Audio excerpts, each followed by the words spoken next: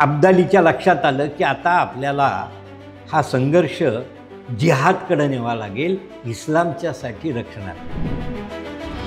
खैबर खिंडीतून परकीय आक्रमकांना रोखण्यासाठी भारतीय राज्यकर्ते किंवा भारतीय एक समाज उत्तरेतला तर कधीच गेला नाही, पण दक्षिण भारतातून हजारो किलोमीटरची घोडदौड करून मराठे आपल्या हिमालयाच्या रक्षणाला गेले होते। नजीब खानाने आणि अब्दालीने त्याचं शिर कापलं आणि ते आपल्या सैन्यामध्ये मिरवलं आणि हा खरं तर एक प्रकारे मराठ्यांचा मोठा अपमान होता। आणि ही गोष्ट महाराष्ट्रात ज्यावेळेस दत्ताजी शिंदेंच्या बलिदानाची गोष्ट ही बातमी महाराष्ट्रात समजली, त्यावेळेस महाराष्ट्रात एक वेगळा इतिहास घडला। सदाशिवराव भाऊंनी अब्दालीशी तह केला असता आणि अब्दालीचं जे म्हणणं होतं की सिंध, पंजाब आणि मुलतान हा अफगाणिस्तानच्या राज्याला जर मान्यता दिली असती तर हे युद्ध टळलं असतं, मराठ्यांची हानी टळली असती। 1947 साली निर्माण झालेला पाकिस्तान 1761 साली निर्माण झाला असता आणि आजची दिल्ली ही अफगाणिस्तानची राजधानी झाली। ही मराठ्यांचे सर्व सरदार, प्रमुख सेनापती हे आपल्या सैन्य दलाच्या पुढे हत्तीवर स्वार होते। याचा परिणाम काय होत होता तर मराठ्यांचे सर्व सेनापती शत्रूला नजरेच्या टप्प्यात। या युद्धामध्ये जर तू विजयी झालास तर पृथ्वीचं राज्य करशील आणि जरी तुला बलिदान द्यावं लागलं तरी तू धर्मासाठी बलिदान दिलं, तू अजरामर होशील, स्वर्ग प्राप्त होईल। बरोबर अशीच भूमिका सदाशिवराव भाऊंनी त्या 10 जानेवारी संक्रांतीच्या दिवशी आपल्या सर्व सहकाऱ्यांच्या समोर मांडली। नमस्ते, मी योगेश कुटे, लेट्सअप मराठीमध्ये तुम्हा सर्वांचं पुन्हा एकदा स्वागत। 14 जानेवारी आपण संक्रांत प्रत्येक मराठी माणूस साजरी करत असतो, पण या संक्रांतीच्या दिवशीच प्रत्येक मराठी माणसाच्या हृदयामध्ये एक खोलवर एक अशी कळ उमटलेली असते आणि ती इतिहासाशी संबंधित असते आणि तो इतिहास जुळतो तो पानिपताशी। पानिपताचं जे तिसरं युद्ध जे मराठे आणि अब्दाली यांच्यामध्ये जे झालं आणि त्याच्यामध्ये मराठ्यांचा एक जाज्वल्य असा इतिहास लिहिला गेला, त्या इतिहासाची एक काळजी म्हणा किंवा त्या इतिहासाबद्दलचं एक भान म्हणा ते प्रत्येक मराठी माणसाला त्या दिवशी जाणवतं। त्यामुळं संक्रांत हा जो सण आहे हा मराठी माणसाला वर्तमान आणि भूतकाळ अशा दोन्ही ठिकाणी घेऊन जातो। तर या पानिपताच्या युद्धाची अनेक कोडी आहेत, त्याची स्ट्रॅटेजी कशी होती, मराठ्यांच्या साम्राज्याचा विस्तार, मोगलांचं आक्रमण, त्यानंतर बदलणारा भारताचा राजकीय इतिहास, अशा साऱ्या प्रश्नांची उत्तरं आपण या मुलाखतीमधनं घेणार आहोत। आणि या मुलाखतीसाठी मी आहे पुण्यातल्या भारत इतिहास संशोधक मंडळामध्ये। या मुलाखतीसाठी याहून उत्तम जागा अजिबात दुसरी कोणती आपल्याला मिळणार नव्हती, कारण इतकं त्या जागेचं या ठिकाणी औचित्य आहे। माझ्यासोबत आहेत इतिहास संशोधक, ज्येष्ठ लेखक आणि भारत इतिहास संशोधक मंडळाचे चिटणीस मान्य पांडुरंग बलकवडे। नमस्कार सर, आपलं लेट्सअपवर खूप खूप स्वागत। तर पानिपतावर आपण बोलतोय, पण तुमचा आणि पानिपताचा म्हणजे आपला जो संबंध, आमचा जो विद्यार्थी म्हणजे तो त्या पुस्तकाशी इतिहासाशी संबंधित असतो, पण एक इतिहासकार म्हणून, इतिहास संशोधक म्हणून तुमचा आणि पानिपताच्या युद्धाचा पहिला संबंध केव्हा आला?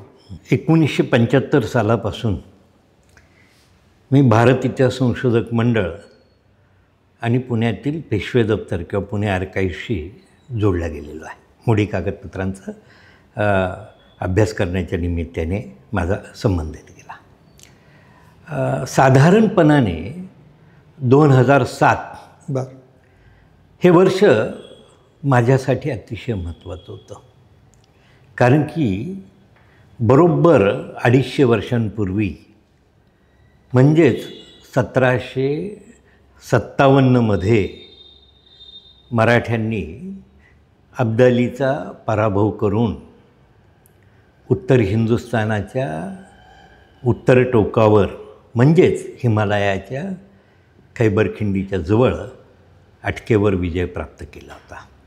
एक प्रकारे शिवाजी महाराजांचं असे तू हिमाचल हे हिमालयाच्या शिखरापासून सागराच्या तीरापर्यंत एक शक्तिशाली हिंदवी साम्राज्य निर्माण करण्याचं जे स्वप्न होतं तो साकार होण्याचा तो क्षण होता. आणि त्या दृष्टिकोनातून देशभर आणि प्रामुख्याने महाराष्ट्रात तरी अटक विजय दिवस साजरा व्हावा अशी माझ्या मनात खूप इच्छा होती. परंतु समाज हा शिथिल होता, तेवढी इतिहासाविषयी जाण नव्हती, अभ्यास नव्हता आणि त्यामुळे हा अटक विजय हवा तेवढ्या प्रमाणात साजरा झाला नाही. मी माझ्या व्यक्तिगत पातळीवर छोटीशी त्यानिमित्ताने समिती स्थापन केली होती आणि एक 8-10 व्याख्यानं किंवा कार्यक्रम मी पुणे किंवा आजूबाजूच्या परिसरात घेतले होते. पण याची मला खंत जाणवली. का बरं असं घडलं? एवढा सुवर्णक्षण मराठशाहीतला आम्ही का बरं साजरा करू शकलो नाही? तर समाजाची जी इतिहासाविषयीची उदासीनता आहे, ही उदासीनता कुठेतरी दूर झालं पाहिजे. आणि जी मंडळी इतिहासाला विसरतात त्यांचं भविष्य अंधकारमय असतं. त्याच वेळेस म्हणजे साधारण 2010-11 साली पानिपतच्या त्या संघर्षाला 250 वर्ष होणार होते. पानिपतला ज्यावेळेस 200 वर्ष झाली म्हणजे 1961 साली, त्यावेळेस पानिपतच्या त्या संपूर्ण इतिहासाचं इतिहासकारांनी वेगवेगळ्या पद्धतीने त्याचं आत्मचिंतन केलं किंवा त्याच्यावर चिंतन केलं. परंतु 1961 साली 200 वर्ष पानिपतला होणार, त्यानिमित्ताने जे त्याच्यावर चिंतन झालं त्यामध्ये एक प्रकारचा न्यूनगंड किंवा निगेटिव्ह भूमिका, नकारात्मक भूमिका झालेली मला पाहायला मिळाली. सुदैवाने 75 सालानंतर मी जे काही हजारो कागदपत्रांचं, मोडी कागदपत्र, अप्रसिद्ध कागदपत्र यांचा जो अभ्यास केला आणि आर्काईव्जमधली कागदपत्र तोपर्यंत अभ्यासकांना 47 सालापर्यंत उपलब्ध नव्हती. त्यानंतर त्याच्याकडे जास्त कोणाचं लक्ष गेलं नव्हतं. मी सुदैवाने 50-25 वर्ष आर्काईव्जमध्ये त्यावेळेस 25-30 वर्ष जात होतो आणि शेकडो कागदपत्र उत्तर भारताशी संबंधित म्हणजे माळवा, बुंदेलखंड, गुजरात आणि उत्तर भारतातली अप्रसिद्ध कागदपत्र माझ्या अभ्यासात वाचनात आली होती. आणि मग मला जाणीव झाली की आपल्याला या पानिपतच्या एकूण त्या सगळ्या संघर्षाकडं किंवा मराठ्यांच्या उत्तर भारतातील संघर्षाकडं या नव्या साधनांच्या आधारे, अप्रसिद्ध कागदपत्रांच्या आधारे एक नवं विवेचन करण्याची आवश्यकता आहे. बरं. आणि मग मी त्या अभ्यास करत गेलो आणि मी 2007-08मध्ये पानिपत राष्ट्रीय समितीची आम्ही काही मंडळींनी एकत्र येऊन, मी निनाद बेडेकर, सदानंद मोरे, आम्ही एक पानिपत राष्ट्रीय समितीची स्थापना केली आणि पानिपतच्या त्या संघर्षाकडं आपण नव्याने पाहण्याची आवश्यकता आहे. या भूमिकेतून आम्ही पाहायला सुरुवात केली. आता ही नवी भूमिका आहे. 1961 सालचा जो न्यूनगंड होता आणि 2010 सालची तुमची नवी भूमिका, तर तुम्हाला पानिपतामध्ये नवीन काय दिसलं? पानिपताच्या तिसऱ्या युद्धामध्ये नवीन काय जाणवलं? 1961 साली किंवा आपल्याला त्या अगोदर मागच्या 100 वर्षामध्ये जे युरोपियन इतिहासकार असतील किंवा उत्तरेकडतील इतिहासकार असतील, त्यांचा दृष्टिकोन या सगळ्या संघर्षाकडं पाहत असताना की बाबा अब्दाली विरुद्ध मराठी एकटे का पडले? राजपुतांनी मराठ्यांना साथ का नाही दिली? जाटांनी साथ का नाही दिली? किंवा मुघल बादशाच्या विनंतीवरून जर मराठी उत्तरेकडे गेले तर मुघल साम्राज्याचे मनसबदार, सरदार, जहागीरदार यांनी मराठ्यांना का मदत केली नाही? हा प्रश्न एक महत्त्वाचा निर्माण झाला आणि त्या की सदाशिवराव भाऊंच्या नेतृत्वावर शंका घेतली गेली. बरोबर. की त्यांचं नेतृत्व तेवढं सक्षम नव्हतं की जे ह्या सर्व मंडळींना आपल्याकडे आणायला. नजीब खान रोहिला म्हणून जे पात्र आहे ते या पानिपताच्या युद्धाला कारणीभूत मानलं जातं. बरोबर. त्यानंच अब्दालीला पत्र लिहिलं होतं की तू बरोबर. भारतामध्ये. कारण तर की नजीब खान काय आहे नक्की? नजीब खान मुळातच अफगाणी. त्याचा जन्म अफगाणिस्तानमध्ये झालेला आहे. बर. अफगाणिस्तानमध्ये जन्म झालेला एक तरुण भारतामध्ये आपलं नशीब आजमावायला येतो हो. आणि तो तिथल्या दुआबातल्या काही अफगाण वंशाच्या मुघल मनसबदारांच्या पदरी राहतो. हो. आणि हळूहळू तो तिथं स्वतःच्या पराक्रमाने कर्तृत्वाने एक मोठी सरदारी जहागीर मुघल साम्राज्यात मिळवतो. परंतु त्याची महत्त्वाकांक्षा मात्र आहे ती अफगाण लोकांच्या उत्थानाची आहे. ओके. आणि त्याच भूमिकेतून त्याचा ओढा अब्दालीकडे आहे आणि तो अब्दालीला हिंदुस्थानवर आक्रमण करण्यासाठी आमंत्रित करत आहे. एक याच्यामध्ये जी लढाई आहे म्हणजे पानिपतापूर्वीची ती दत्ताजी शिंदे आणि नजीब खानाची ती लढाई आहे. याच्यामध्ये दत्ताजी शिंदेचं मोठं प्रचंड गाजलेलं वाक्य बचेंगे तो और भी लढेंगे असं पुस्तकामध्ये पाठ्यपुस्तकांमध्ये देखील आहे. 10 जानेवारी 1760. मग ही याच्यापूर्वीची पानिपतापूर्वीची मराठ्यांचा तो एक मोठा संघर्ष आहे. तर त्याची या लढाईची काय पार्श्वभूमी पानिपतासाठी होती? हां, सांगतो की मी मगाशी सांगितलं की 1748ला अब्दालीची पहिली स्वारी झाली. 1751-52ला दुसरी स्वारी झाली. आणि आता मात्र मुघल बादशहाला जाणीव झाली त्यावेळेस जसं अहमद शाह अब्दाली हा अफगाण सुलतान आहे तर दिल्लीवर जो बादशाह होता त्याचंही नाव अहमद शाह. अच्छा. तर जो अहमद बादशाह म्हणून जो होता अहमद शाह बादशाह दिल्लीचा मुघल त्याला ही जाणीव झाली की आपण फक्त मुघल साम्राज्याच्या आधारे आपण अब्दालीला रोखू शकत नाही, त्याच्यावर विजय प्राप्त करू शकत नाही. जर अब्दालीला रोखायचं असेल आणि मुघल साम्राज्याचं रक्षण करायचं असेल तर आपल्याला मराठ्यांचं सहकार्य घ्यावंच लागेल. आणि याच भूमिकेतून पहिल्यांदा 1747 साली नादिरशहाच्या आक्रमणाच्या धमकीच्या वेळेस मुघल बादशहाने नानासाहेब पेशव्यांना दिल्लीमध्ये बोलवलं होतं. दिल्लीच्या दरबारामध्ये नानासाहेबाचा सत्कार केला भव्य. आणि नानासाहेबाला अशी बादशहाने विनंती केली की जर आम्हाला नादिरशहाचं पुन्हा आक्रमण झालं तर तुम्ही आम्हाला आमच्या रक्षणासाठी या किंवा आमचं रक्षण करा किंवा आमच्या मदतीला या. ओके. आणि त्याच भूमिकेतून 1752मध्ये अहमद शाह बादशाह जो दिल्लीचा मुघल बादशाह त्याने मराठ्यांशी अहमदी तह केला. बरं. हा तह सगळ्यात महत्त्वाचा आहे. आणि हा तह काय आहे तर या तहानुसार संपूर्ण हिंदुस्थानच्या मुघल साम्राज्याच्या रक्षणाची जबाबदारी मराठ्यांनी आपल्या शिरावर घ्यावी. त्या बदल्यात मुघल साम्राज्याची चौथाई आणि सरदेशमुखी घेण्याचा अधिकार त्यांनी मराठ्यांना बहाल केला. आणि त्याचबरोबर आग्रा सुभा आणि अजमेर सुभा हे 2 सुभे त्यांनी मराठ्यांना बहाल केले होते. आता अजमेर सुभेमध्ये संपूर्ण राजस्थान येत होतं? नाही, अजमेर हा राजस्थानचा 1/3 भाग होता. अच्छा. आणि आग्रा सुभा की जिथं औरंगजेबाने शिवाजी महाराजांचा अपमान केला होता की जी मुघलांची राजधानी होती त्या आग्र्याच्या किल्ल्यावर आग्रा सुभ्यावर त्यानंतर काही वर्ष मराठ्यांचा मुघल बादशाहाच्या निशाणाबरोबर मराठ्यांचा भगवा फडकत राहिला होता. आणि मराठ्यांनी आग्रा सुभा मागून घेण्यामागचीच भूमिका होती. ते त्यांच्या एक राष्ट्रीयत्वाचा विचार म्हणून त्यांनी आग्रा सुभा मागून घेतला होता. तर ती दत्ताजी शिंदे आणि नजीबची जी लढाई आहे तर त्याचं आता परत मी की काय घडलं होतं की हा तह झाल्यानंतर 1755-56मध्ये अब्दाली 55ला अफगाणिस्तानमधून निघाला. तो 56मध्ये उत्तर हिंदुस्थानात तो खैबर खिंडीतून खाली उतरला. त्याने अटक जिंकली.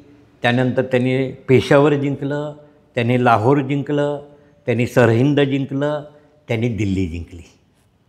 आणि या 1757मध्ये ज्यावेळेस अब्दालीने दिल्ली जिंकली त्याने ज्या पद्धतीने नादिरशहाने दिल्ली जिंकल्यानंतर दिल्लीमध्ये कत्लेआम केला, हजारो लोकांची कत्तल केली, दिल्लीची लूट केली, दिल्लीतल्या महिलांचं त्यांनी अपहरण केलं, हजारो स्त्रियांचं अपहरण केलं, असंच बरोबर अब्दालीने केलं. अच्छा. आणि अशा वेळेस बादशाने म्हणजे नानासाहेब पेशव्यांना पत्र पाठवलं होतं, कारण की अब्दाली येईपर्यंत ते इथून येऊन पोहोचेपर्यंत हे घडलेलं होतं. आणि बादशाच्या विनंतीवरून आणि जो तह होता त्या तहाप्रमाणे रघुनाथराव पेशव्यांच्या नेतृत्वाखाली मराठे दिल्लीकडे निघाले आणि मराठे त्यांनी नर्मदा पार केली आणि मराठे उत्तरेकडे येत आहेत हे लक्षात आल्यानंतर अब्दालीने मराठ्यांच्या भीतीने जी काही मोठी लूट दिल्लीमध्ये मिळवली होती ती लूट घेऊन तो आपल्या मायभूमीकडे निघाला. पण जाताना त्यांनी आपला मुलगा तैमूर शहा आणि आपला सहकारी नजीब खान रोहिला जो भारतातला त्याचा हस्तक होता त्याला दिल्लीचा कारभारी म्हणून नेमलं होतं आणि दिल्लीचा किल्ला त्याच्या ताब्यात देऊन बादशाला कैदेत ठेवलेलं होतं. मराठे रघुनाथरावांच्या नेतृत्वाखाली ऑगस्ट 1757 मराठे दिल्लीत गेले. त्यांनी अब्दालीचा मुलगा तैमूर शहा आणि नजीब खानाकडून दिल्लीचा लाल किल्ला जिंकला, दिल्ली शहर जिंकलं, दिल्ली परगणा जिंकला, दिल्ली सुभा जिंकला आणि त्यांनी बादशाला मुक्त केलं. आणि मग मराठे अब्दालीचा पाठलाग करायला निघाले. मग मराठ्यांनी दिल्ली जिंकल्यानंतर कुंजपोरा जिंकला, सरहिंद जिंकलं, पंजाब जिंकलं, लाहोर जिंकलं, पेशावर जिंकलं, सिंध जिंकलं. एवढंच नव्हे तर अब्दालीने जाताना शीखांचं पवित्र स्थान सुवर्ण मंदिर त्याचा विध्वंस केला होता. मराठ्यांनी तिथं पुन्हा त्याचा जीर्णोद्धार केला आणि मराठे अब्दालीचा पाठलाग करत लाहोर जिंकल्यानंतर 1700 ऑगस्ट महिन्यामध्ये एप्रिलमध्ये मराठ्यांनी लाहोर जिंकलं आणि एप्रिलमध्ये लाहोर जिंकल्यानंतर मराठे पेशावरकडे गेले आणि 1757 सप्टेंबर महिन्यात मराठ्यांनी अटक जिंकून घेतली होती. आणि एक प्रकारे 2000 वर्षांच्या हिंदुस्थानच्या इतिहासामध्ये पहिल्यांदाच खैबर खिंडीतून परकीय आक्रमकांना रोखण्यासाठी भारतीय राज्यकर्ते किंवा भारतीय एक समाज उत्तरेतला तर कधीच गेला नाही, पण दक्षिण भारतातून हजारो किलोमीटरची घोडदौड करून मराठे आपल्या हिमालयाच्या रक्षणाला गेले होते. याचा अपमान हा अब्दालीला फार वाटत होता आणि त्याचा बदला घेण्यासाठी त्यांनी प्रतिज्ञा घेतली आणि तो पुन्हा 1759 अफगाणिस्तानमधून निघाला आणि 1760 तो भारतामध्ये आला. आणि त्याचा पहिला संघर्ष त्यावेळेस उत्तरेकडं मराठी सैन्याचं नेतृत्व करणारे दत्ताजी शिंदे यांच्याशी झाला. दत्ताजी शिंद्यांकडं फक्त 15,000 सैन्य होतं आणि अब्दालीकडं साधारण 75,000 सैन्य होतं. असा विषम लढा होता. असं असतानाही दत्ताजी शिंद्यांनी जे वचन दिलं होतं त्या वचनाची पूर्तता करण्यासाठी 10 जानेवारी 1760 गंगेच्या काठावर बुऱ्हाडी नावाच्या ठिकाणी गंगेच्या त्या घाटावर झालेल्या संघर्षामध्ये आपल्याबरोबर 5,000 मराठ्यांनी तिथं बलिदान दिलं. त्या प्रसंगी ज्यावेळेस अब्दालीने आणि त्याचा हस्तक नजीब खान रोहिला आणि नजीब खानाचा गुरु मौलवी कुतुबशहा या तिघांनी जखमी अवस्थेतल्या दत्ताजी शिंद्यांना गाठलं आणि त्यांना अत्यंत अपमानजनक परिस्थितीत प्रश्न विचारला. पूर्ण जखमाने घायाळ झालेला, मृत्यूची शेवटची घटका मोजत असलेल्या दत्ताजी शिंद्यांना त्यांनी विचारणा केला की क्यों पटेल अभी लढेंगे क्या. त्यावेळेस अगदी मृत्यूची शेवटची घटका मोजत असलेल्या दत्ताजी शिंदे यांनी उत्स्फूर्ततेने त्याला प्रत्युत्तर दिलं की अगर बचेंगे तो और भी लढेंगे. हे उत्तर ऐकल्यानंतर त्या नजीब खानाने आणि अब्दालीने त्याचं शिर कापलं आणि ते आपल्या सैन्यामध्ये मिरवलं. आणि हा खरं तर एक प्रकारे मराठ्यांचा मोठा अपमान होता. आणि ही गोष्ट महाराष्ट्रात ज्यावेळेस दत्ताजी शिंद्यांच्या बलिदानाची गोष्ट ही बातमी महाराष्ट्रात समजली त्यावेळेस महाराष्ट्रात एक वेगळा इतिहास घडत होता. तर सर मग जेव्हा दत्ताजी शिंदे यांच्या बलिदानाची माहिती बातमी महाराष्ट्रात कळल्यानंतर पहिली प्रतिक्रिया काय उमटली? खरं सांगायचं तर दत्ताजी शिंद्यांच्या बलिदानाची बातमी किंवा त्यांची निर्घुण हत्या ज्या पद्धतीने अपमानजनक परिस्थिती केली ही बातमी एक 20-22 दिवसानंतर महाराष्ट्रात समजली. त्यावेळेस संपूर्ण महाराष्ट्रामध्ये खरं तर विजयोत्सव चालू होता. कशाचा? उदगीर विजयाचा. बरं. कारण की सदाशिवराव भाऊंनी उदगीरमध्ये निजामाचा दारुण पराभव केलेला होता आणि त्या पराभवानंतर शरण आलेल्या निजामाने मराठ्यांशी तह केला होता आणि तो तह मराठ्यांसाठी इतका महत्त्वाचा होता.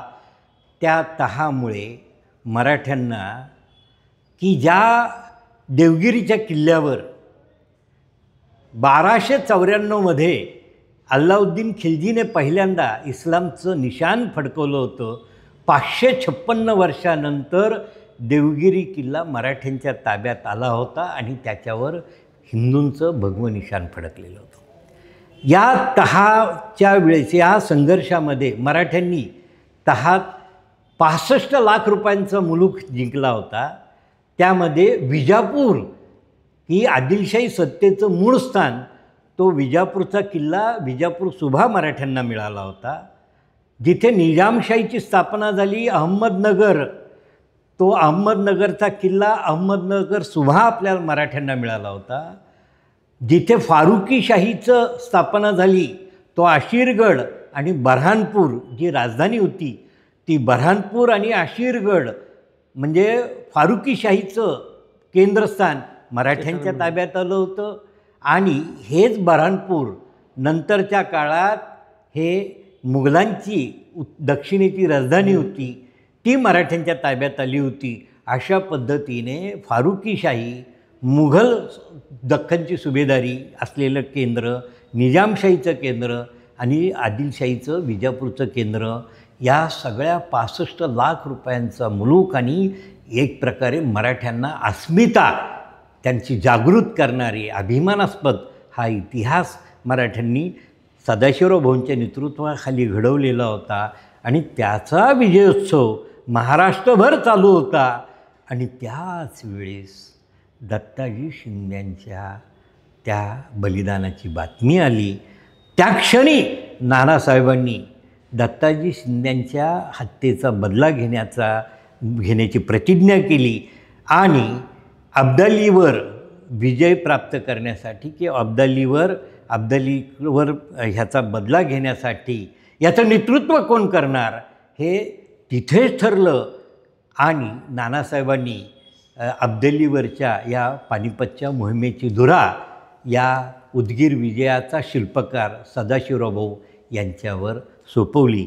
आणि ती शिराबंद मानून सदाशिवराव भाऊ त्याच उदगीर विजयानंतर परतूरपासून पुण्याकडे न येता उत्तरेकडं त्यांनी प्रयाण केलं. सदाशिवराव पुण्यात आलेच नव्हते उदगीरनंतर, तसंच ते पानिपतावरती गेले. बरोबर. ओके.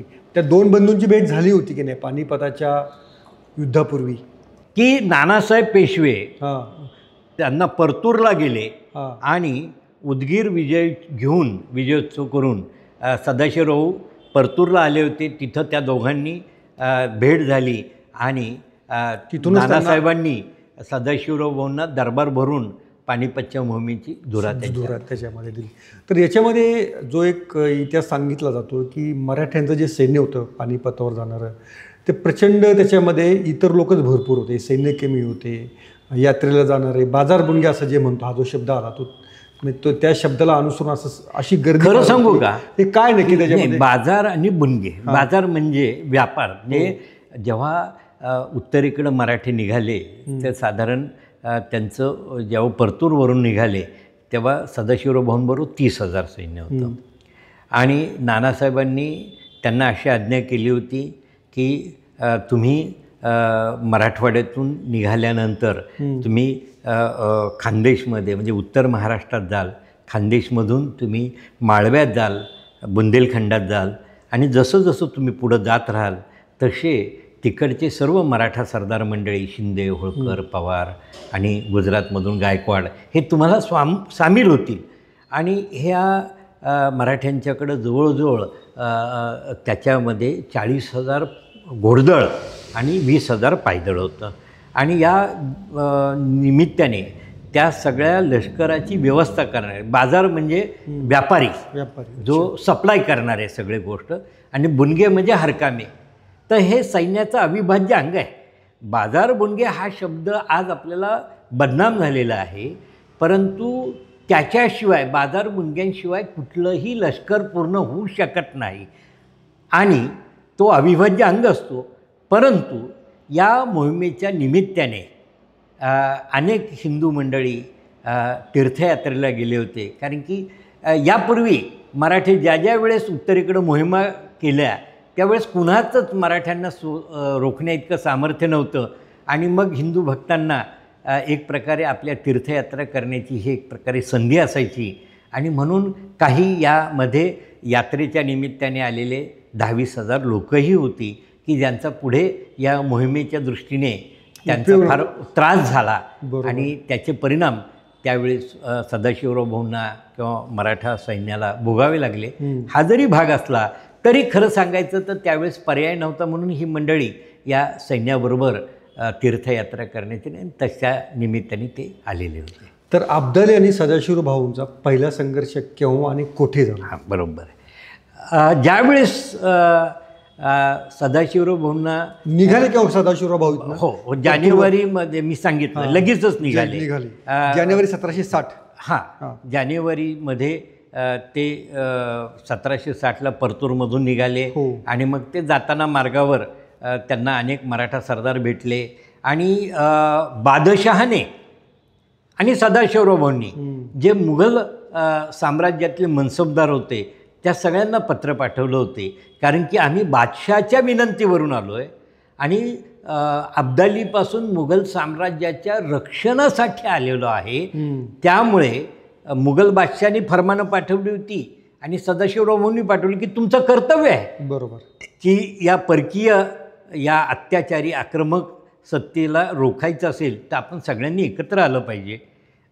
आणि या भूमिकेतून त्यांनी त्यामुळे आपल्याकडं एक आपले सूरजमल जाट त्यांना येऊन मिळाले होते. बरोबर. त्यानंतर सुजा उद्धवला हा देखील सदाशिवराव भाऊंना येऊन मिळालेला होता. आणि असं करत भाऊ दिल्लीपर्यंत जाऊन पोचले.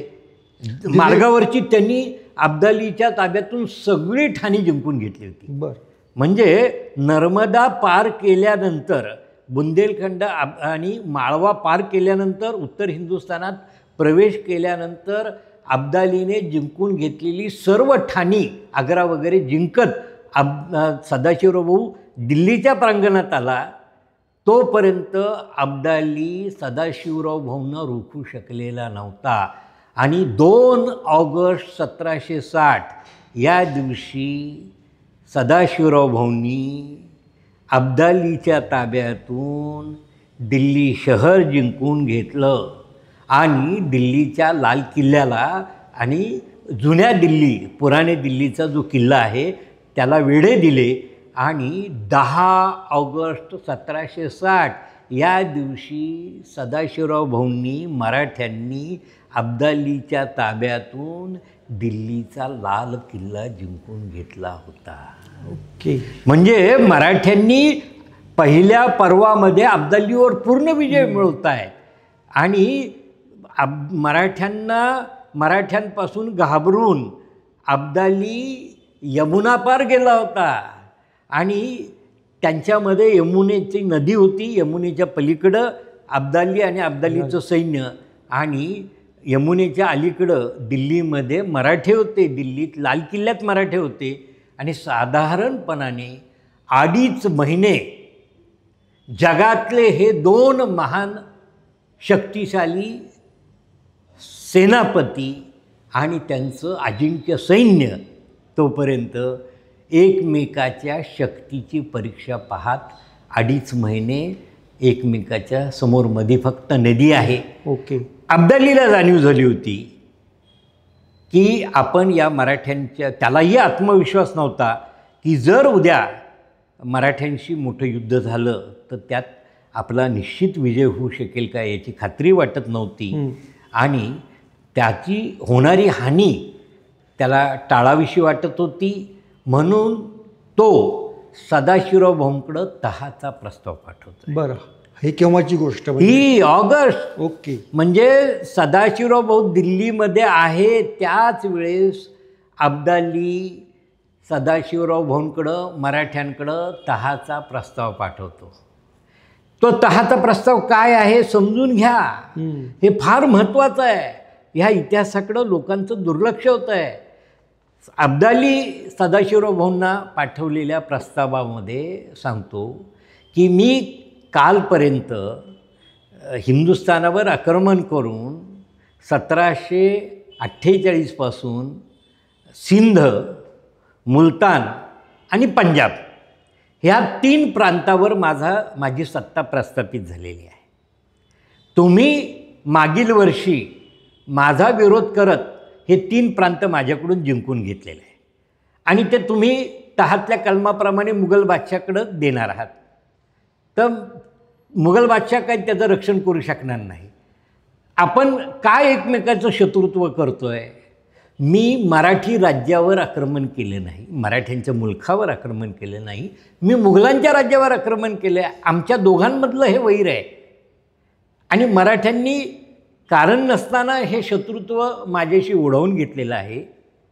आणि माझं म्हणणं एवढंच आहे की सिंध, पंजाब आणि मुलतान हे जे 3 प्रांत लाहोरपासून पुढचे, हे कायमस्वरूपी तुम्ही जर माझ्या अफगाणिस्तानच्या राज्याचा हिस्सा आहे याला जर मान्यता दिली तर मी तुमच्याशी मैत्रीचा तह करतो आणि मी इथून निघून जातो. अच्छा, असं तो म्हणतोय. परंतु सदाशिवराव भाऊ त्यांना काय सांगतात की आम्ही भारताच्या रक्षणाची जबाबदारी स्वीकारलेली आहे आणि आमचं म्हणणं असं आहे की अटकपासून हिंदुस्थान हा आमचा आहे, भारतीयांचा आहे.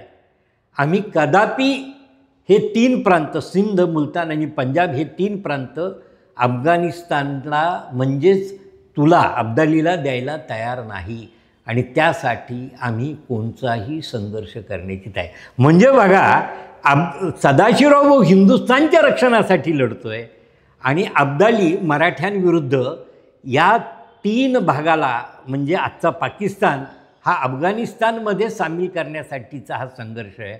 असा ही नवी भूमिका इथं निर्माण झालेली आहे. याला जिहादचं स्वरूप केव्हा प्राप्त झालं? ज्यावेळेस ज्यावेळेस अब्दालीला असं लक्षात आलं की 1757 अटक विजयाच्या वेळेस मराठ्यांनी मुघलांचे स्थानिक मनसबदारांना आपल्याबरोबर घेऊन अब्दालीला पराभूत केलेलं आहे. अशा वेळेस अब्दालीच्या लक्षात आलं की आता आपल्याला हा संघर्ष जिहादकडे न्यावा लागेल, इस्लामच्यासाठी रक्षणाला.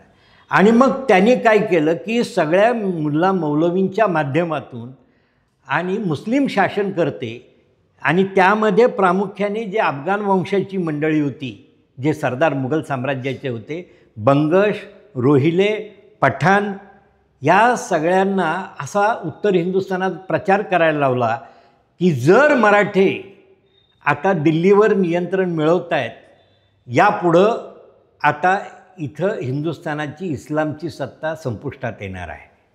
जर आपल्याला इथली इस्लामिक सत्ता टिकवायची असेल तर सर्व मुस्लिम मंडळींनी आपापसातली मतभेद म्हणजे शिया, सुन्नी, तुर्क, अफगाण, इराणी हे मतभेद विसरून आणि आता मुघल सल्तनत ही मराठ्यांना रोखू शकत नाही, मराठ्यांना जर रोखायचं असेल तर आपल्याला अब्दालीच्या रूपाने आलेली एक शक्तिशाली अफगाण सत्ता दिल्लीमध्ये प्रस्थापित करावी लागेल आणि त्यासाठी आपण अब्दालीच्या नेतृत्वाखाली आपण इथल्या काफर हिंदू मराठे यांच्याशी आपल्याला लढावं लागेल. ओके. आणि याचे परिणाम दिसायला लागले. बरं, मुस्लिम जो एकत्र झाले. एकत्र मुघल जो शासक होता ज्याच्या सांगण्यावर मराठे दिल्लीपर्यंत पोहोचले होते, मग त्याची भूमिका यानंतर बदलली का? तो इतका दुबळा होता की त्याला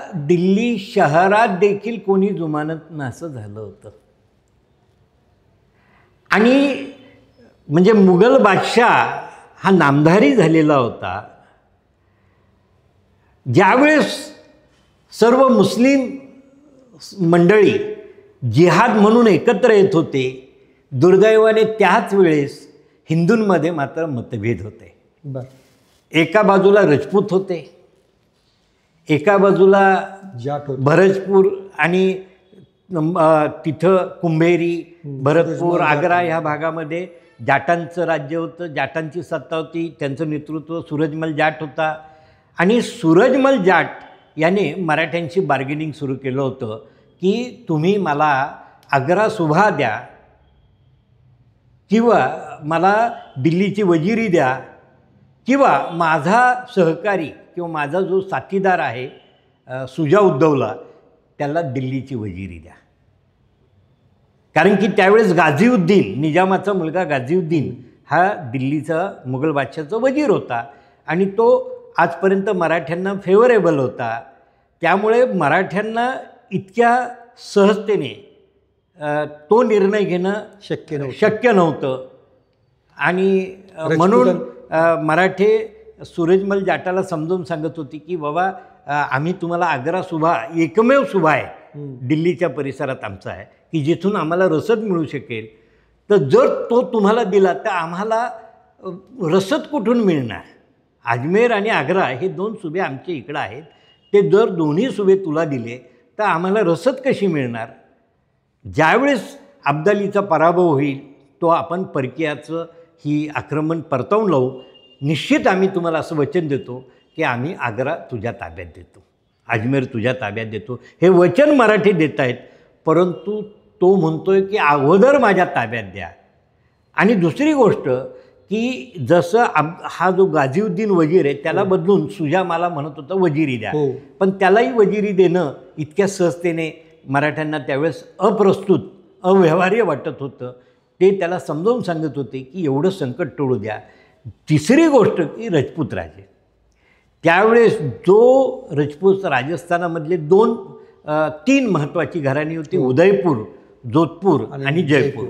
आता त्यावेळेस जोधपूरवर बीजे सिंग होता आणि जयपूरवर माधव सिंग होता. हे दोघंही राजपूत राजे बीजे सिंग आणि माधव सिंग हे मराठ्यांच्या साह्याने राज्यावर आलेले होते. परंतु ज्यांनी आपल्याला राज्यावर आणलं, आपल्या ह्याच्यावर सत्तेच्या म्हणजे आपल्या वडिलांच्या पश्चात बसवलं, त्यांच्याशी त्यांनी कृतज्ञपणा केला होता. आणि त्यांना अब्दालीची भीती वाटत होती की जर मराठ्यांना आपण मदत केली तर अब्दाली आपल्यावर सूड उगवेल किंवा आपल्या राजस्थानावर आक्रमण करेल आणि आपलं नुकसान करेल. तर ते नुकसान टाळणं, अब्दालीपासून आपला होणारं आक्रमण टाळणं. आणि तिसरी एक त्यांच्या मनामध्ये मानसिकता होती की जर अब्दालीकडून मराठ्यांचा विनाश झाला तर म्हणजे अकबरापासून औरंगजेबापर्यंत राजस्थानामधले राजपूत राजे हे मुघल साम्राज्याचे रक्षण करते, त्यांच्या सत्तेचा कणा म्हणून भूमिका पार पडत होते. काही दशकं आता मराठे मुघल साम्राज्याचे रक्षक झालेले आहेत. त्यामुळे आपल्याला उत्तरेच्या दिल्लीच्या राजकारणात काहीच स्थान राहिलेलं नाही. अच्छा. जर अब्दालीकडून मराठ्यांचा विनाश झाला तर आम्हा राजपूत राजांना दिल्लीच्या राजकारणात पुन्हा नवस्थान निर्माण करता येईल आणि आपलं वर्चस्व निर्माण करता येईल. या राजकीय हेतूने माधवसिंग, विजयसिंग मराठ्यांपासून अलिप्त राहिले. एवढंच नव्हे तर अब्दालीला त्यांच्याशी आतून संधान बांधून अप्रत्यक्षपणाने त्यांनी अब्दालीला मदत केलेली आहे. अशा विपरीत परिस्थितीमध्ये ज्यांच्या रक्षणासाठी गेलो तेच आपल्याला कुठल्याही प्रकारची मदत करत नाही. आपल्या सैन्याला अन्नधान्य नाही, आपल्या सैन्यातील जनावरांना चारा नाही, आपल्याला कुठलंही लष्करी साहित्य त्या भागातून मिळत नाही. अशा विपरीत परिस्थितीमध्ये मराठे अब्दालीविरुद्ध संघर्षाला उभे राहिले होते. खरं तर मराठ्यांनी, सदाशिवराव भाऊंनी अब्दालीशी तह केला असता आणि अब्दालीचं जे म्हणणं होतं की सिंध, पंजाब आणि मुलतान हा अफगाणिस्तानच्या राज्याला जर मान्यता दिली असती तर हे युद्ध टळलं असतं, मराठ्यांची हानी टळली असती. परंतु 1947 साली निर्माण झालेला पाकिस्तान 1761 साली निर्माण झाला असता आणि आजची दिल्ली ही अफगाणिस्तानची राजधानी झाली असती. बरोबर. मराठ्यांमुळे हिंदुस्थानचं रक्षण झालं आणि या हिंदुस्थानच्या रक्षणासाठी मराठ्यांनी कुठल्याही त्यागाला, बलिदानाला त्यांनी एक मोठी तयारी आणि एकट्याने लढण्याची त्यांनी हिंमत दाखवायला सुरुवात केली होती. पानिपत हे ठिकाण युद्धाचं कसं ठरलं? ज्यावेळेस दिल्लीमध्ये मराठे आहेत आणि दिल्लीमध्ये आपल्याला कुठल्याही प्रकारची रसद मुघल व्यवस्थेकडून होत नाही, स्थानिक मुघल मनसबदारांकडून मिळत नाही, मराठ्यांची उपासमार होते आणि त्याच वेळेस सदाशिवराव भाऊंना 2 महत्त्वाच्या बातम्या कळाल्या की कुंजपुऱ्यामध्ये अब्दालीने आपल्याला सप्लाय होण्यासाठी किंवा पुरवठा होण्यासाठी एक मोठं भांडार धान्य वगैरेचं तिथं जमवून ठेवलेलं आहे कुंजपुरा किल्ल्यामध्ये. जर अब्दालीवर आपल्याला मात करायची असेल, त्याची रसद तोडायची असेल तर आपल्याला कुंजपुरा जिंकला पाहिजे.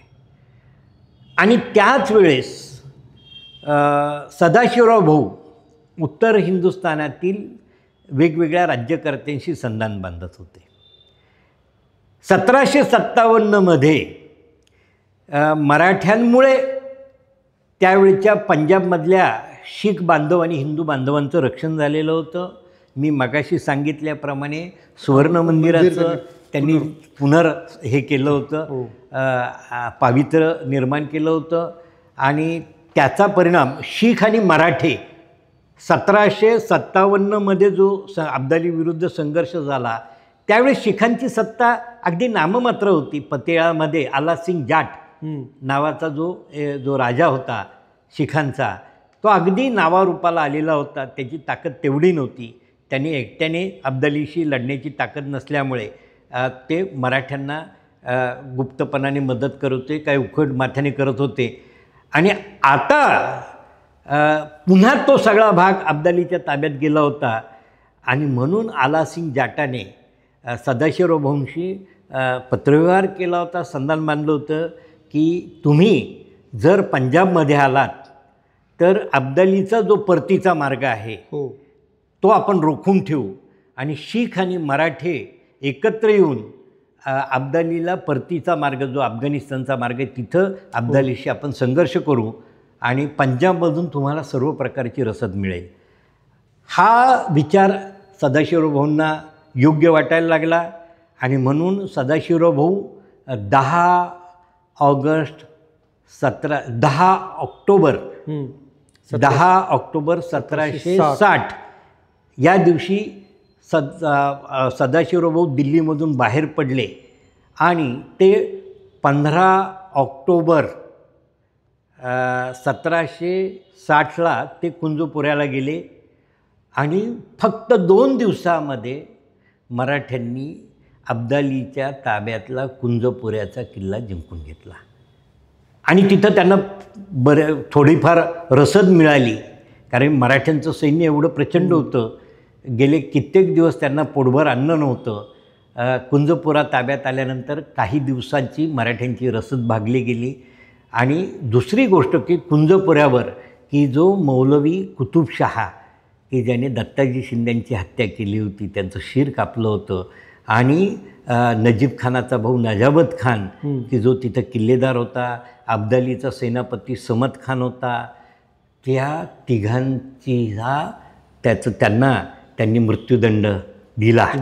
आणि कुंजपुऱ्यामध्ये मराठ्यांकडून मौलवी कुतुबशहा नजीब खानाचा गुरु, नजाबत खान नजीब खानाचा भाऊ कुंजपुऱ्याचा किल्लेदार, समद खान अब्दालीचा सेनापती मारला गेला. हा मराठ्यांचा फार मोठा विजय. आणि 17 ऑक्टोबरला मराठ्यांनी हा विजयोत्सव दसऱ्याच्या दिवशी साजरा केला. 17 ऑक्टोबर 1760ला दसऱ्याचा दिवस, विजयादशमी, त्याचा विजयोत्सव, कुंजपुऱ्याचा विजयोत्सव साजरा केला. आणि मग मराठे पंजाबकडे निघाले आणि मग तिथं त्यांनी कुरुक्षेत्रावर गेले. आणि कुरुक्षेत्राकडून पतियाळाकडे जायचं होतं, पण दरम्यानच्या काळामध्ये त्या सगळ्या मराठी सैन्यामधल्या लोकांनी कुरुक्षेत्रावर धार्मिक विधी करण्याचा सदाशिवराव भाऊंकडे आग्रह धरला. सदाशिवराव भाऊंनी त्यांची समजूत घालण्यात की हे संकटाचं काळ आहे, शत्रूचं हे आहे, अशा वेळेस आपण आपला वेळ वाया घालवणं चुकीचं आहे. परंतु कुणीही सदाशिवराव भाऊंचं ऐकण्याच्या मनस्थितीत नव्हतं आणि त्याचा परिणाम अगदी अत्यंत मोलाचा महत्त्वाचे दिवस हे कुरुक्षेत्रावर मराठ्यांनी वाया घालवले.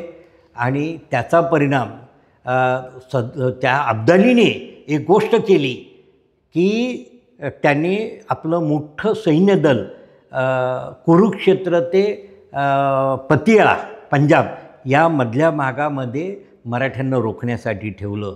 त्यामुळे मराठ्यांचा पंजाबकडचा मार्ग धरला गेला आणि मराठ्यांना नाईलाजाने मागं फिरावं लागलं. आणि मराठे त्यावेळेस पानिपतकडं पुन्हा निघाले आणि पानिपतला आले आणि त्यांनी दिल्लीकडं वाटचाल सुरू केली. आणि दिल्लीकडं जाण्याच्या मार्गावर पानिपतचं तिथला किल्ला होता. मराठ्यांनी अब्दालीच्या सैन्याकडून पानिपतचा किल्लाही जिंकून घेतला आणि आता मराठे पानिपतवर येऊन थांबले. आणि त्याच वेळेस अब्दालीने त्या यमुना पार केली आणि मराठ्यांचा दिल्लीचा मार्ग रोखून ठेवला. ओके, म्हणजे पंजाबकडे जाता येईना, दिल्लीकडे येता येत नाही. अशा विपरीत परिस्थितीमध्ये मराठ्यांना पानिपतच्या किल्ल्याच्या आश्रयाने अब्दालीशी नव्या संघर्षाची तयारी सुरू करावी लागली. ओके. आणि मग तिथं अनेक युद्ध झाली. साधारणपणाने पहिलं अब्दालीशी पानिपतच्या भूमीवर, म्हणजे पानिपतचा किल्ला मराठ्यांनी अब्दालीकडून जिंकून घेतला आणि पानिपतचा किल्ला हा मुख्य केंद्रस्थानी मानून अब्दालीशी आपल्याला संघर्ष करायचा आहे त्या भूमीमध्ये. या दृष्टीने मराठ्यांची हालचाल सुरू झाली आणि त्यासाठी त्यांनी तिथं युद्ध व्यूहरचना सुरू केली.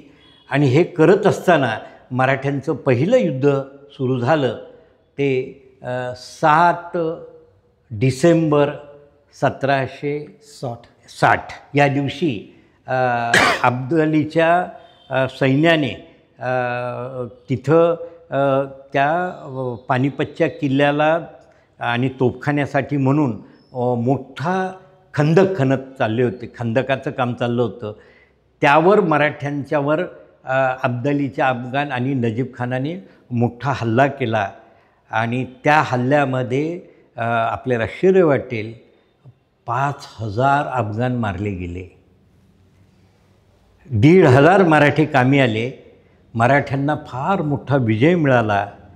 परंतु दुर्दैवाने मराठ्यांचे एक अनुभवी सेनानी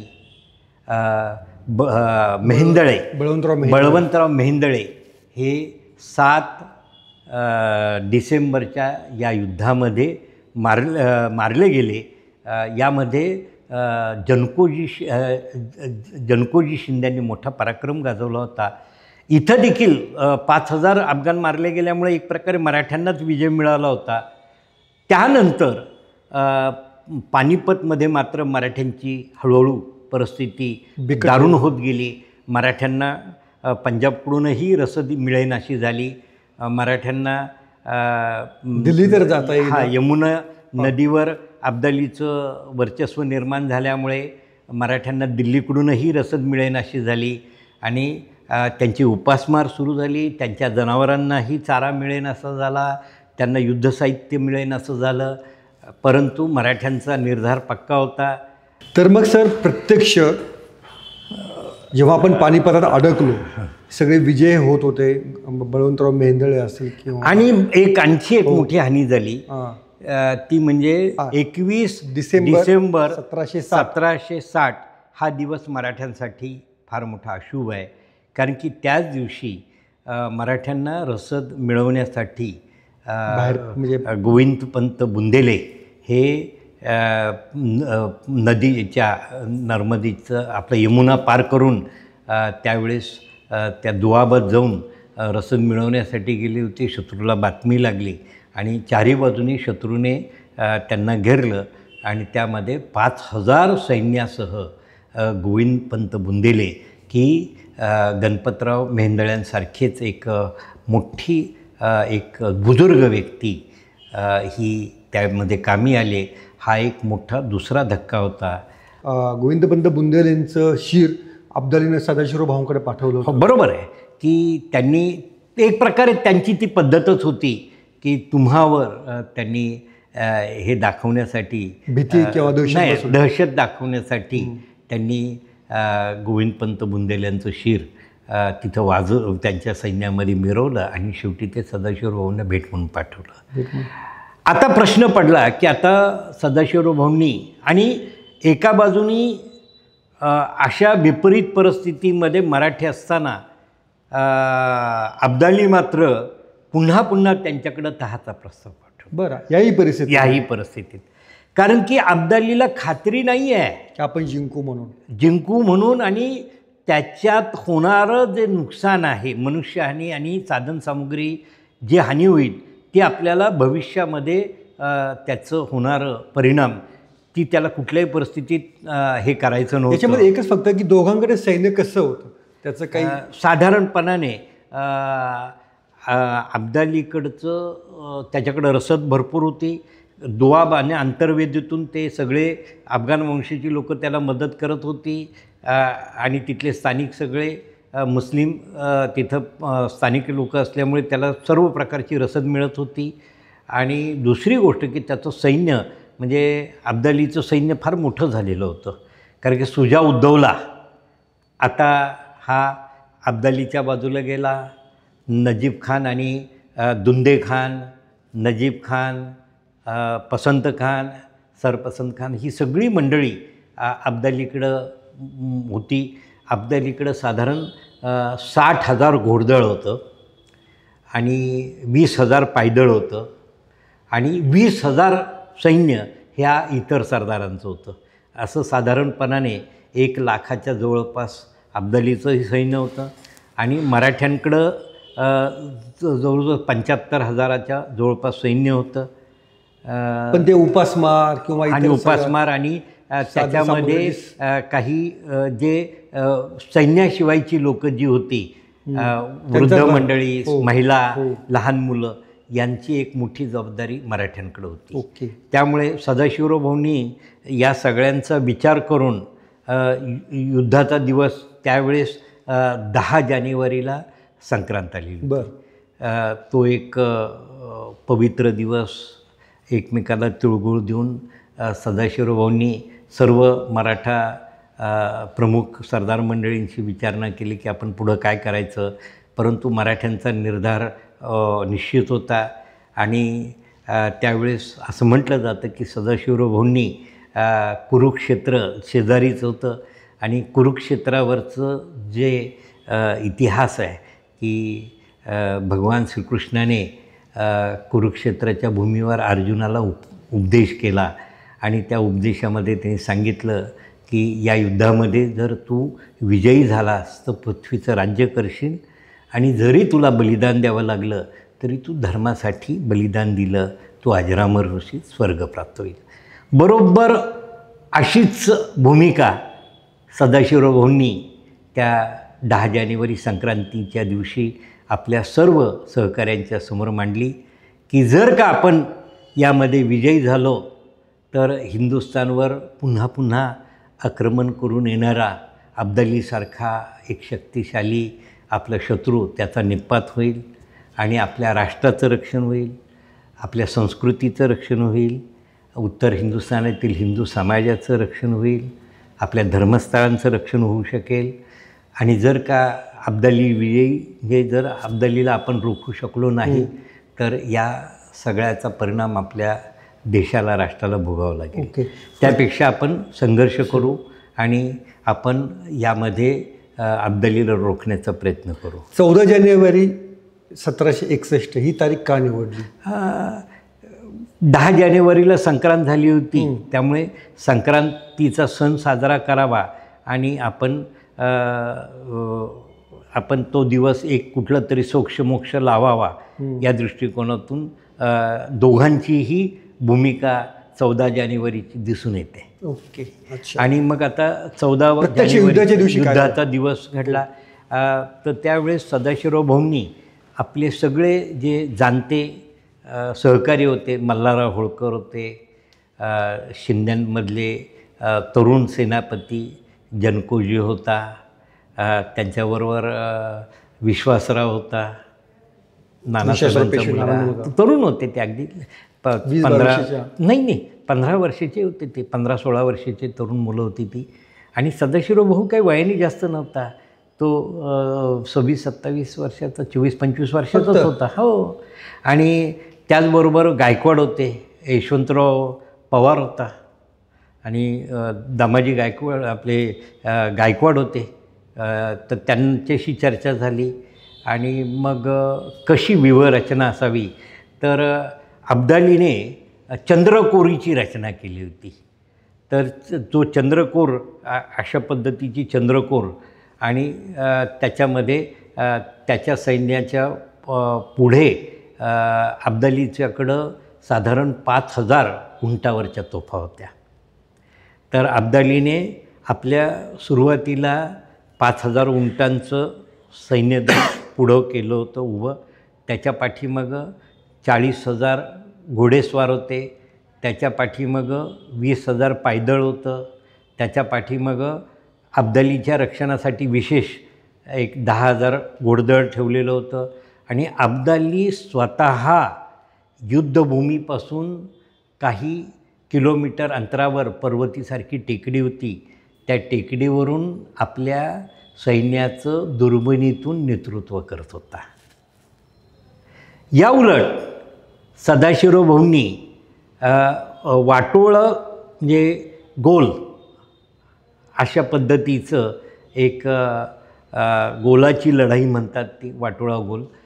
त्याच्यामध्ये त्यांनी पुढच्या बाजूला जो मराठ्यांचं शक्तिस्थान इब्राहिम खान गारदी, की ज्याच्या नेतृत्वाखाली एक मराठ्यांनी एक आधुनिक पद्धतीचा तोफखाना निर्माण केला होता, त्या तोफखाना पुढे होता आणि तोफखान्याला लागून मराठ्यांचं पुढच्या बाजूला घोडदळ होतं. मध्यभागी सदाशिवराव भाऊंचं पथक होतं. सदाशिवराव भाऊंच्या डाव्या बाजूला जनकोजी शिंदे होते. जे सदाशिवराव भाऊंचं पथक जे हुजरात होती त्याच्यामध्येच विश्वासराव होते आणि त्याच्या शेजारी हुजरातीच्या फौजी शेजारी जनकोजी शिंद्यांचं सैन्य होतं आणि जनकोजी शिंद्यांच्या शेजारी आपला मस्तानीचा मुलगा शमशेर बहादुराचं सैन्य होतं आणि त्याच्या शेजारी मराठ्यांचा तोफखाना होता. आणि सदाशिवराव भाऊंच्या उजव्या हाताला होळकरांचं सैन्य होतं. 15,000 होळकरांच्या शेजारी गायकवाडांचं सैन्य होतं. गायकवाडांच्या शेजारी पवारांचं सैन्य होतं. पवारांच्या शेजारी विठ्ठलपंत विंचुरकरांचं सैन्य होतं. आणि मग वेगवेगळी पथकं अशी मध्ये हत्तीवर. आणि मराठ्यांचं वैशिष्ट्य असं आहे की मराठ्यांचे सर्व सरदार प्रमुख सेनापती हे आपल्या सैन्यदलाच्या पुढे हत्तीवर होते. याचा परिणाम काय होत होता तर मराठ्यांचे सर्व सेनापती शत्रूला नजरेच्या लांबून टप्प्यात दिसत येत होते. होते. आणि सदाशिवराव भाऊंनी अशी व्यूहरचना केली होती की मराठ्यांचं शक्तिस्थान हा मराठ्यांचा तोफखाना आहे, इब्राहिम खान गारद्याचा. तर जो ह्याचा अब्दालीचं जे उंटावरच्या ज्या तोफा होत्या त्यांची रेंज फार कमी होती आणि मराठ्यांचा जो आधुनिक तोफखाना होता त्याची रेंज ही जास्त होती. त्यामुळे सदाशिवराव भाऊंनी एक आगळी वेगळी यंत्रणा, पहिल्यांदा हे आधुनिक पद्धतीने युद्ध होतं हे सदाशिवराव भाऊंचं, की आपण जिथं शत्रूच्या तोफांचा गोळा आपल्यापर्यंत येऊ शकणार नाही एवढं अंतर मराठी लष्कराने ठेवलं होतं सैन्यदलाने. त्यामुळे अब्दालीच्या उंटाच्या तोफांमधून जरी त्या तोफा उडवल्या तरी त्या तोफा मराठ्यांच्या लष्करापर्यंत न येता मध्यभागात येऊन पडत होत्या. पण मराठ्यांच्या तोफखाना हा आधुनिक असल्यामुळे त्याची रेंज जास्त असल्यामुळे मराठ्यांच्या तोफांमधून निघालेले गोळे हे अब्दालीच्या पुढच्या उंटावरच्या तोफखान्यावरून पडत होते. आणि म्हणून सदाशिवराव भाऊंनी सांगितलं होतं की पहिले 4 घटका साधारण 2 ते 3 तास आपण शत्रूचं आपल्या आधुनिक तोफखान्याकडून जास्तीत जास्त नुकसान करायचं. बरं. आणि नंतर आपण आपल्या सैन्यदलाला शत्रूची मोठी हानी झाल्यानंतरच आपलं सैन्य शत्रूला जाऊन भिडणार होतं. अशी सक्त ताकीद असताना ठरल्याप्रमाणे आपल्या तोफखान्याने अब्दालीच्या सैन्यावर प्रचंड तोफगोळ्यांचा मारा केला. मराठ्यांच्या तोफगाळे हे अब्दालीच्या उंटावरच्या उंटांवर येऊन पडल्यामुळे त्याचे उंट उधळले गेले. त्याचा तोफखाना मागं सरायला लागला आणि मराठ्यांचा तोफा, पण त्यांच्या उंटाच्या तोफा, ते जे तोफे गोळे ते मधल्या पट्ट्यामध्ये येऊन पडत होते, त्याच्यामुळं मराठ्यांचं काही नुकसान होत नव्हतं. हे सगळं बघितल्यानंतर अब्दालीचं सैन्य पाठीमागं हटायला लागलं. हे सगळं अब्दाली दुर्बिणीतून पाहत होता आणि अशा वेळेस अब्दालीने आपल्या उंटावरच्या सैन्यदलाच्या पाठीमागं त्यांच्या बॅकिंगला सांगून जेवढी हानी झाली तरी चालेल, परंतु तुम्ही पुढे जा आणि तुमच्याबरोबर जे घोडदळ आहे त्या घोडदळामध्ये 25,000 बरखंदाज होते. बरखंदाज म्हणजे की बंदूकवालं सैन्य. त्या सैन्याला त्यांनी पुढं काढलं आणि त्या सैन्याला असा आदेश दिला की मराठ्यांचे जे सेनापती लांबून दिसत आहेत त्याला तुम्ही टार्गेट करा आणि सर्व धोका, प्रचंड हानी होत असतानाही अब्दालीचं उंटाच्या तोफांच्या पार्श्वभूमीवर त्यांच्या संरक्षणाखाली अब्दालीचं बंदूकधारी सैन्य लांबून मराठ्यांच्या सेनापतीला टार्गेट करायला लागलं होतं. आणि त्याचा परिणाम दिसला की एक बंदुकीची गोळी आली, हत्तीवर बसलेल्या विश्वासरावाला लागली आणि त्या गोळीने जखमी झालेला विश्वासराव हत्तीवरून खाली कोसळला. दुसरी गोळी आली, ती दुसऱ्या हत्तीवर बसलेल्या जनकोजी शिंद्याला लागली. जनकोजी शिंदे हत्तीवरून खाली कोसळला. जनकोजी शिंदे आणि विश्वासराव हे दोन्हीही तरुण सेनापती जखमी होऊन हत्तीवरून खाली कोसळले आणि लष्करामध्ये अशी बातमी पसरली की हे दोघंही मारले गेले. त्यामुळे मराठी सैन्य पाठीमागं हटायला लागलं. सदाशिवराव भाऊंनी हे बघितल्यानंतर आपल्या सर्व सेनापतींना आज्ञा केली की सर्व सेनापती हत्तीवरून खाली उतरतील आणि घोड्यावर स्वार होतील. परंतु ही बातमी आपल्या सैनिकांना समजलेली नव्हती. सैनिकांची आपली परंपरा आहे की आपल्या सेनापती हत्तीवर बघतच त्यांना लढण्याची सवय होती. आपले सेनापती हत्तीवर दिसत नाही याचा अर्थ आपले सेनापती पडलेले आहेत अशा अफवा पसरल्या आणि म्हणून सैनिकांना, मागं हटणाऱ्या सैनिकांना रोखण्यासाठी सदाशिवराव भाऊ स्वतः हत्तीवरून उठून तो आपल्या सैन्याच्या पुढे घोड्यावर स्वार होऊन आपल्या सैनिकांना प्रोत्साहन देण्यासाठी अब्दालीच्या सैन्याला येऊन भिडला.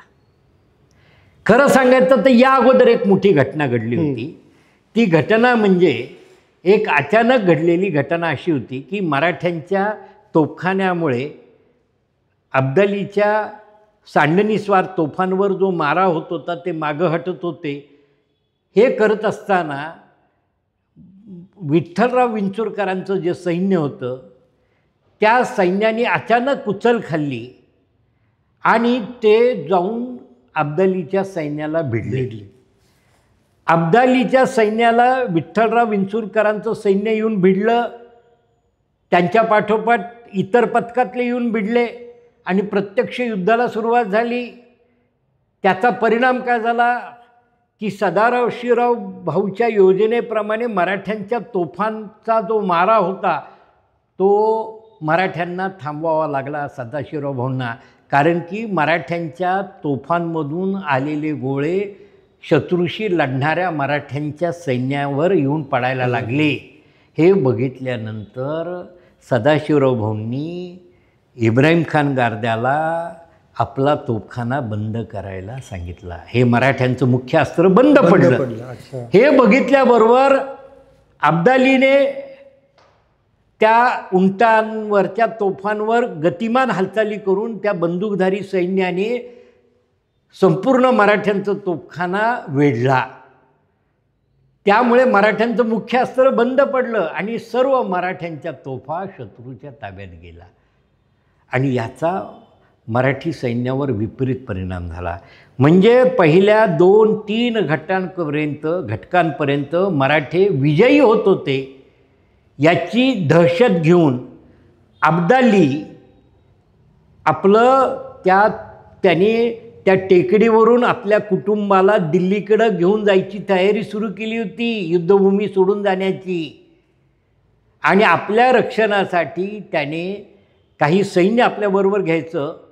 ज्यावेळेस हे विपरीत विठ्ठलराव विंचुरकरांच्या पथकाने जे काही युद्धामध्ये अकारण केलेली ही जी काही गोष्ट आणि त्याच्यामुळे युद्धाचं पारडं फिरले बघितल्यानंतर अब्दालीने 5000 अगदी विशेष पथक, खास पथक होतं ते 5000 बंदूकधारी सैन्य मराठ्यांच्या समोर आणखी आणून उभं केलं की जे ताजं दम्याचं विशेष कमांडो पथक आपल्यासमोर उभं राहिल्यानंतर मराठ्यांनी हाय खायली आणि सगळ्या अफवा पसरल्या. सदाशिवराव भाऊ मृत्यू पावले, विश्वासराव मृत्यू पावला, जनकोजी आणि याच काळामध्ये मल्हारराव होळकरांनी युद्धभूमी आपलं पथक घेऊन सोडलं आणि याचा परिणाम कुणातच कुठला हे राहिला नाही, ताळमेळ राहिला नाही आणि मराठ्यांचं सैन्य सैरावैरा धावायला लागलं. आणि याच संधीचा फायदा घेऊन अब्दालीने मराठी सैन्याची कापाकाप सुरू केली आणि याच 4-5 तास ही ह्या मराठी लष्कराची कत्तल झाली आणि त्यामध्ये साधारणपणाने मराठ्यांचं त्याच युद्धभूमीवर साधारण 5 तासामध्ये 50,000 लोकं मारली गेली.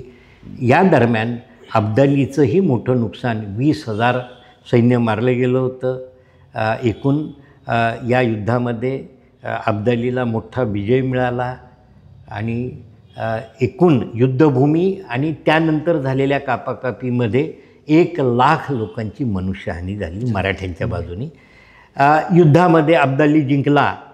परंतु एक मात्र इतिहासकार म्हणून जर मला सांगायचं झालं तर युद्धाचे नंतरचे परिणाम काय झाले, इतिहासकाराला या युद्धाच्या नंतर त्याचे परिणाम काय झाले भारताच्या एकूण राजकारणावर, तर त्याच्याकडे येण्यापूर्वी महाजी शिंदे यांनी नंतर जे पुनरुत्थान मराठी साम्राज्याचं सगळं केलं, तर ते महाजी शिंदे जखमी झाले होते या युद्धामध्ये. बरोबर. तर ते नक्की काय घडलं होतं, तो प्रसंग काय होता? की युद्धभूमीवरून सर्व मराठा सैन्य सैरावैरा आपल्या रक्षणासाठी पळत होतं आणि अशाच पद्धतीने महाजी शिंद्यांच्याबरोबर 550 पथकं होती.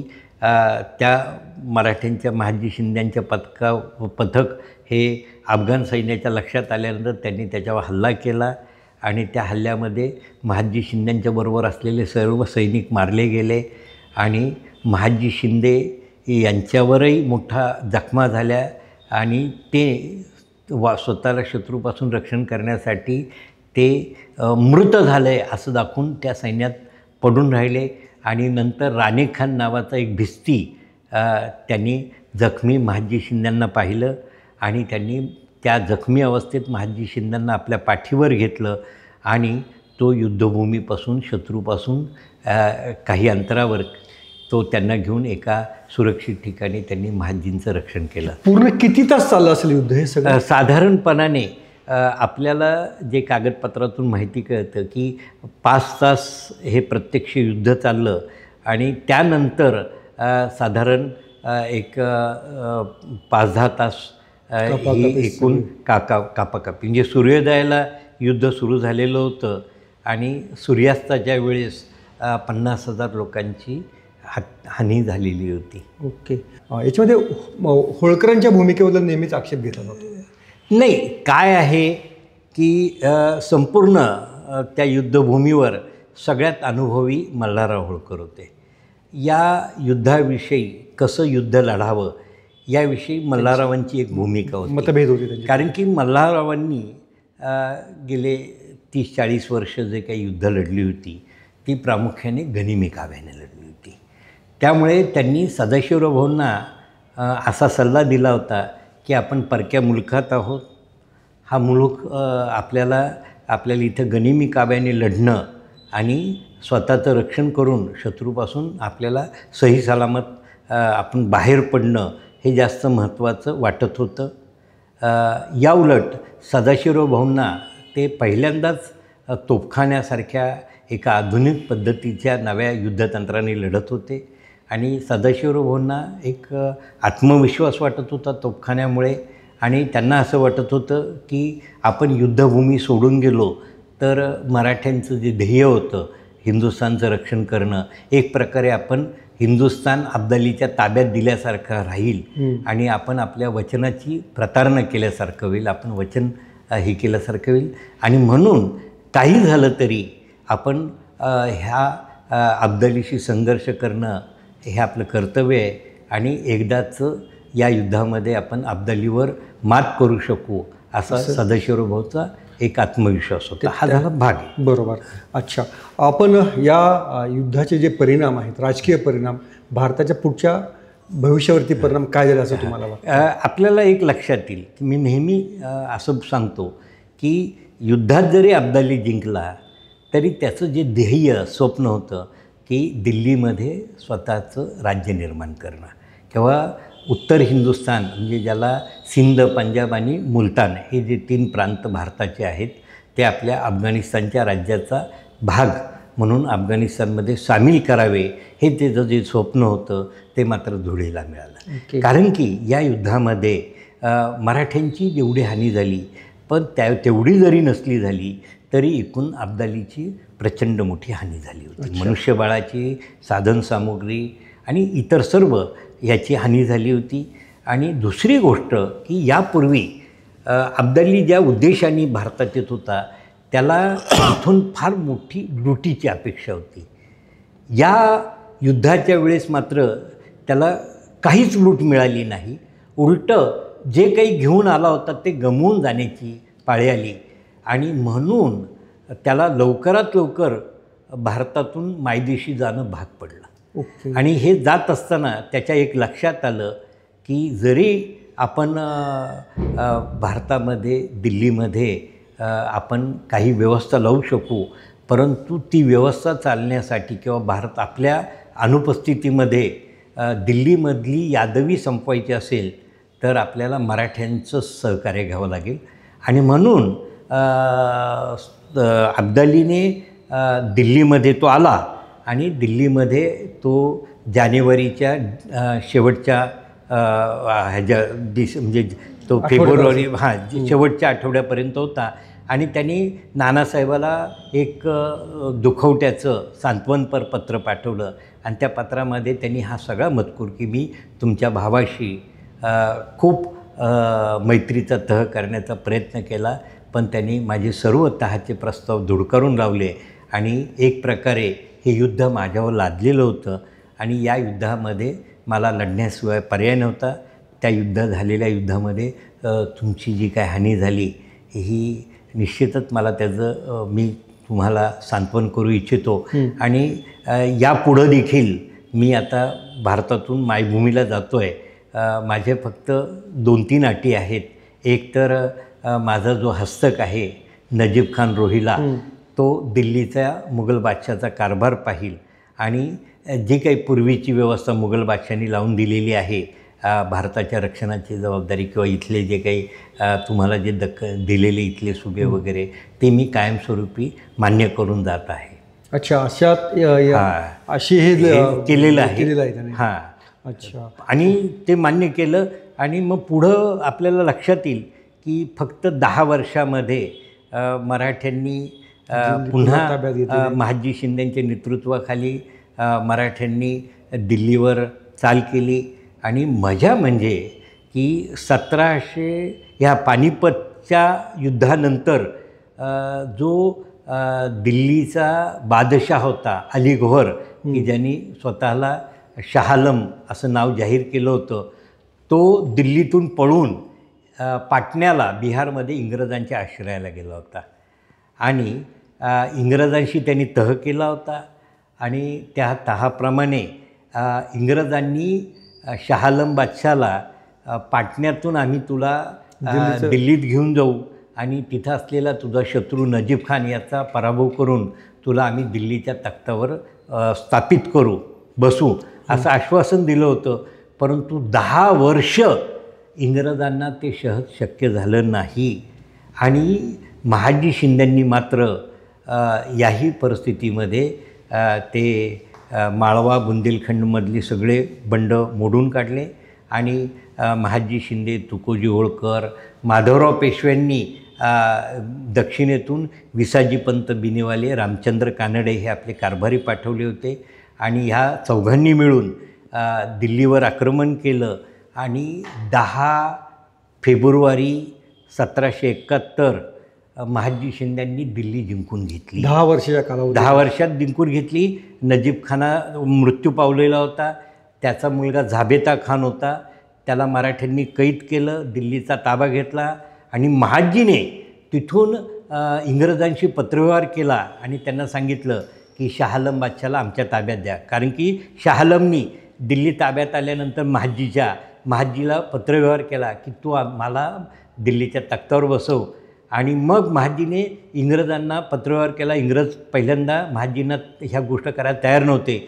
मग महादजीने त्यांना युद्धाची धमकी दिल्यामुळे इंग्रजांचा नाईलाज झाला आणि इंग्रजांनी बिनाअट शाह आलमला महादजीच्या ताब्यात दिलं आणि मग महादजीने दिल्लीमध्ये शाह आलमचा राज्याभिषेक केला आणि त्या शाह आलमला आपल्या बरोबर घेऊन त्यांनी पुन्हा अब्दालीने ज्या पद्धतीचं प्रॉक्सी वॉर किंवा धर्मयुद्ध त्याचं स्वरूप दिलं तसं होऊ नये म्हणून महादजीने आपल्याबरोबर शाह आलम बादशाहला आपल्या सैन्यात घेतलं आणि शाह आलमला घेऊन त्याने ह्या अफगाणांनी जिंकून घेतलेला सर्व भाग सिंध, पंजाब, मुलतान म्हणजे त्यातला सगळा भाग आपल्या ताब्यात आणला आणि ज्या नजीब खानामुळे हे पानिपत घडलं होतं त्या नजीब खानाची राजधानी नजीबाबाद, त्याचे 2 किल्ले महत्त्वाचे घोसगड आणि फत्तरगड हे जिंकून घेतले आणि त्या फत्तरगडमध्ये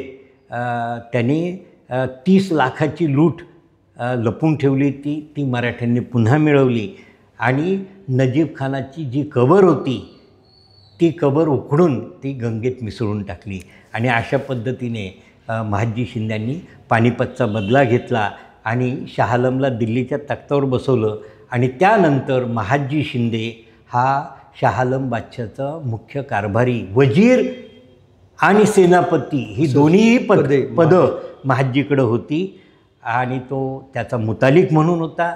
आणि आपल्या हयातीपर्यंत 1794पर्यंत महादजीने दिल्लीच्या मुघल बादशाहाचा कारभार पाहिला. ओके, तर ही सगळी पानिपतची कथा होती आणि आपण थांबलेलो आहोत महाजी शिंदे यांच्यापर्यंत थांबलेलो आहोत. खरोखर महाजी शिंदे या सगळ्या घटनाक्रमातलं मराठी साम्राज्याच्या पुनरुत्थानामधलं एक महत्त्वाचं पात्र आहे. त्याच्यावरती सरांची आपल्याला एक वेगळी मुलाखत आपल्याला योग्य संधी पाहून घ्यावी लागेल. पण हा पानिपतचा इतिहास आपल्याला कसा वाटला, याविषयी तुम्हाला काय वाटतं तुम्ही आम्हाला नक्की कळवा आणि पाहत राहा लेट्सअप मराठी. बलकवडे सर, तुम्ही धन्यवाद लेट्सअपशी संवाद साधल्याबद्दल.